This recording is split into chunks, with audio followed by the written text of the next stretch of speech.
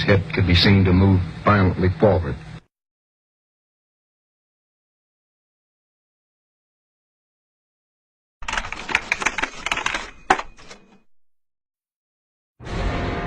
President John F. Kennedy. Ladies and gentlemen, the very word secrecy is repugnant in a free and open society, and we are, as a people, inherently and historically opposed to secret societies, to secret oaths, and to secret proceedings. We decided long ago that the dangers of excessive and unwarranted concealment of pertinent facts far outweighed the dangers which are cited to justify it. Even today, there is little value in opposing the threat of a closed society by imitating its arbitrary restrictions. Even today, there is little value in ensuring the survival of our nation if our traditions do not survive with it. And there is very grave danger that an announced need for increased security will be seized upon by those anxious to expand its meaning to the very limits of official censorship and concealment. That I do not intend to permit to the extent that it's in my control.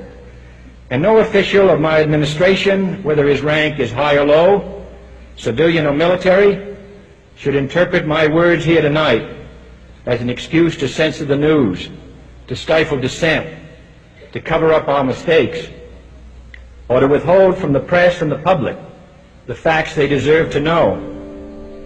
For we are opposed around the world by a monolithic and ruthless conspiracy that relies primarily on covert means for expanding its sphere of influence, on infiltration instead of invasion, on subversion instead of elections, on intimidation instead of free choice, on guerrillas by night instead of armies by day. It is a system which has conscripted vast human and material resources into the building of a tightly knit, highly efficient machine that combines military, diplomatic, intelligence, economic, scientific, and political operations. Its preparations are concealed, not published. Its mistakes are buried, not headlined. Its dissenters are silenced, not praised.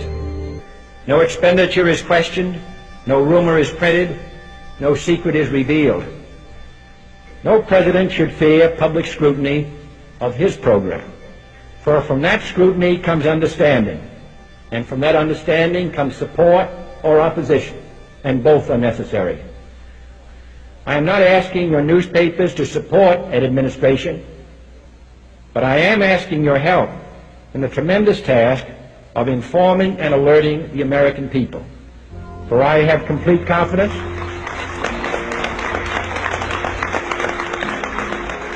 in the response and dedication of our citizens whenever they are fully informed. I not only could not stifle controversy among your readers, I welcome it. This administration intends to be candid about its errors, for as a wise man once said, an error doesn't become a mistake until you refuse to correct it. We intend to accept full responsibility for our errors, and we expect you to point them out when we miss them. Without debate, without criticism, no administration and no country can succeed, and no republic can survive. That is why the Athenian lawmaker Solon decreed it a crime for any citizen to shrink from controversy. And that is why our press was protected by the First Amendment, the only business in America specifically protected by the Constitution, not primarily to amuse and entertain, not to emphasize the trivial and the sentimental, not to simply give the public what it wants, but to inform, to arouse, to reflect, to state our dangers and our opportunities, to indicate our crises and our choices, to lead, mold, educate, and sometimes even anger public opinion.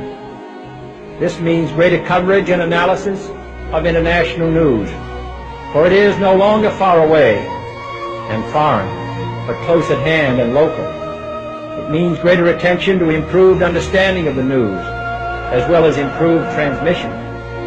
And it means, finally, that government at all levels must meet its obligation to provide you with the fullest possible information outside the narrowest limits of national security. And so it is to the printing press, to the recorder of man's deeds, the keeper of his conscience, the courier of his news, that we look for strength and assistance, confident that with your help, man will be what he was born to be, free and independent.